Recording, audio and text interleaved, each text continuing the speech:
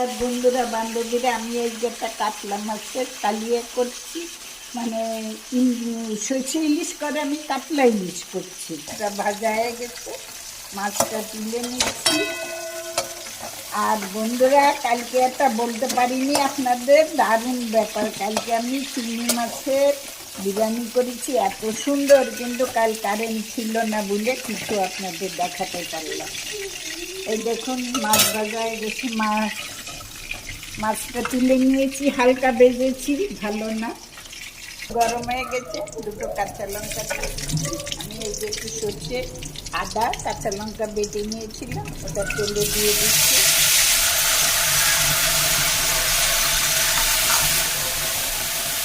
তার দিকে যে টমেটো চিড়ে নিয়েছি এটা দিচ্ছি। বন্ধুরা আমার মশলাটা হয়ে গেছে। এই সর্ষে তো বেশি কষাতে নেই, একটু তেলে দিয়ে নেড়ে চেড়ে নিয়েছি। এবার মাছটা দিয়ে দিয়েছি।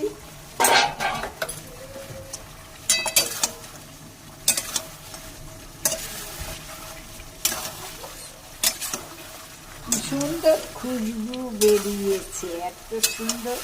তারপরে কালারটা দেখুন। আর একটা দুঃখের বিষয় হচ্ছে আজ কারেন্ট নেই, তবু আপনাদের দেখালাম। কালকের বিরিয়ানিটা দেখাতে পারিনি, আমার খুব মন খারাপ করতে।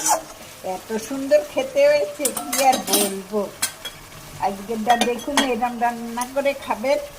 মানে সব সময় কি পেঁয়াজ রসুন জিরে মশলা খায় নাকি, অন্য মশলা দিয়েও খেতে হয়। দেখুন আমি একটু জল দিয়ে দিচ্ছি হালকা করে।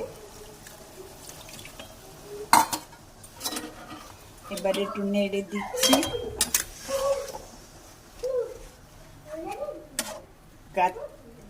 সর্ষে কাতলার কালিয়া, 1 মিনিট ঢাকা দিয়ে দিচ্ছি। এটার নাম হলো সর্ষে কাতলার কালিয়া।